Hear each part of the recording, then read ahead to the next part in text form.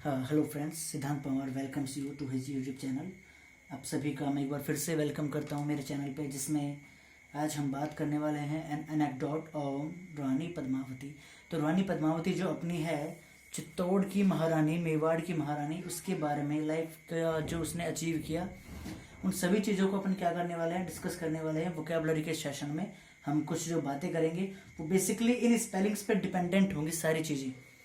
तो पहली चीज आपको नोट करनी है कि उसका जो बर्थ हुआ था रानी पद्मावती का, वो हुआ था श्रीलंका में। ठीक है, श्रीलंका में जो हुआ था उसका बर्थ।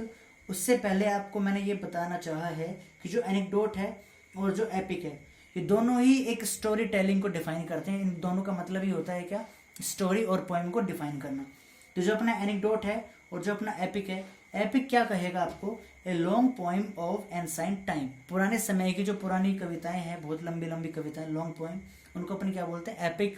एपिक टेल हो गया जैसे। ठीक है, इसके अलावा जो एनेक्डोट है, इट मीन्स होता है कोई भी एक स्टोरी जो इंटरेस्टिंग होती है लेकिन होती है छोटी। तो छोटी स्टोरी लेकिन हो इंटरेस्टिंग, दैट इज एनेक्डोट। तो जो रानी पद्मावती है, जैसा कि आपको पता है, उसकी जो ब्यूटी थी वो एक्सेप्शनली ब्यूटीफुल थी। वो रानी पद्मावती क्या थी, exceptionally beautiful. After that she had a pet. उसके पास एक तोता भी था, दैट इज टॉकिंग पैरट, वो बोलने वाला तोता था। वो सारी चीज़ें अपना जैसे ह्यूमंस बात करते हैं बिल्कुल वैसे ही बात करते थे वो। एंड उसकी जो शादी है वो हो जाती है मेवाड़ के महाराणा रतन सिंह के साथ में।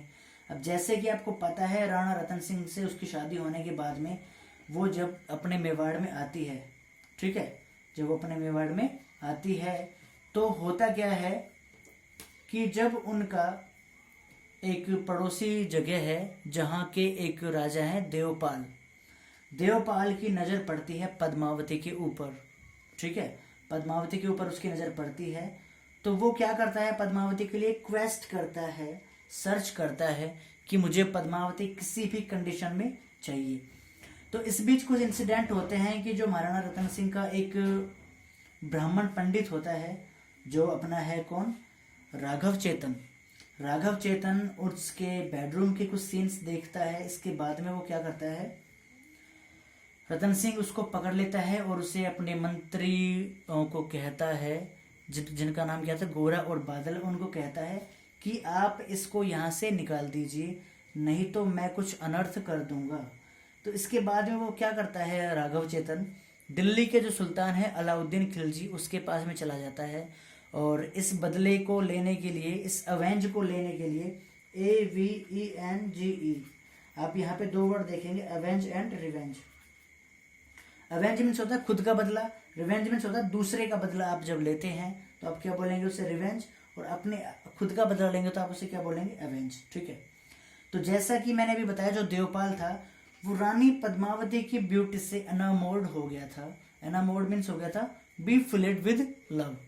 ठीक है, तो जब उसकी ब्यूटी को देख करके वो क्या हो गया, एनामोर्ड हो गया। इट मीन्स वो मंत्र मुग्ध हो गया।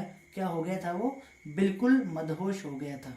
ठीक है, तो जो राघव चेतन है वो अलाउद्दीन खिलजी से कहता है कि राणा रतन सिंह की जो पत्नी है पद्मावती, वो एपिटमी है, सुंदरता की प्रतीक है, बहुत ही दिखने में आकर्षक है, तो आप उसके ऊपर आक्रमण करके उस पद्मावती को छीन लीजिए, क्योंकि एक चक्रवर्ती सम्राट के पास में ऐसी रानी ही शोभा देती है जो कि पद्मावती है।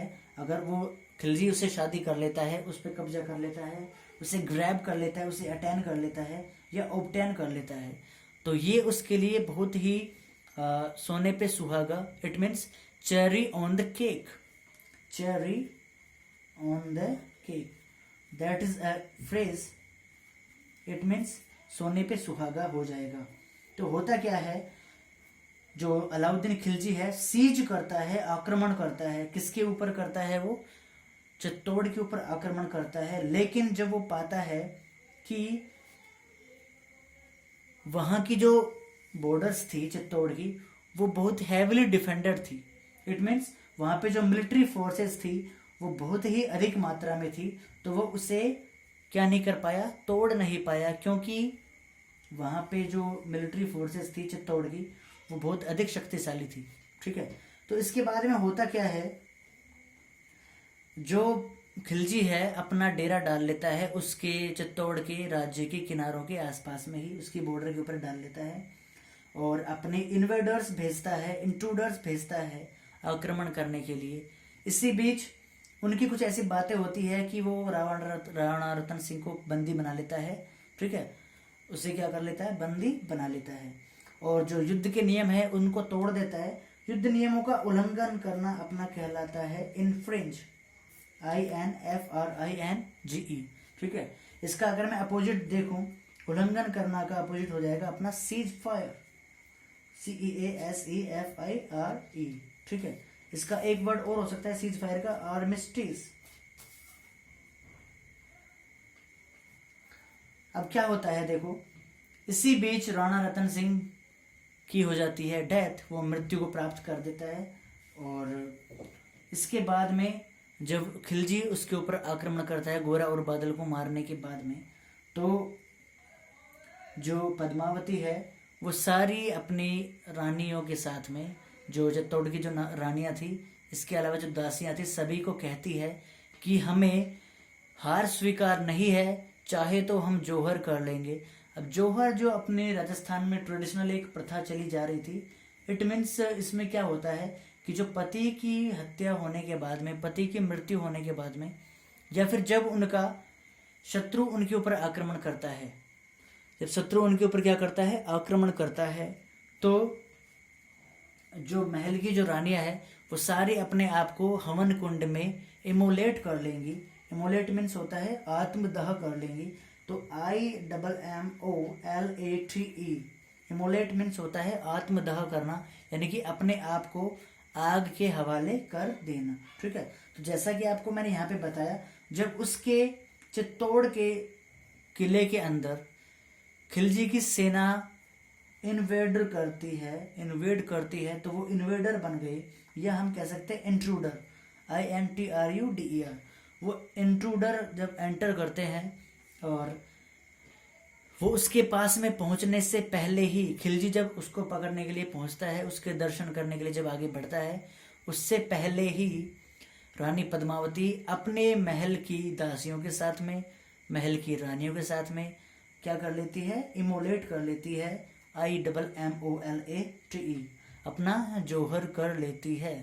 इससे आपको क्या मिला, एंड में जो सीखने की चीज़ मिली कि जो हमारा ट्रेडिशन है चित्तौड़ का, जो राजपूत जो प्रथाएं थी, इसके अकॉर्डिंग वो पराये मर्द को अपने आसपास भी फटकने नहीं देती थी।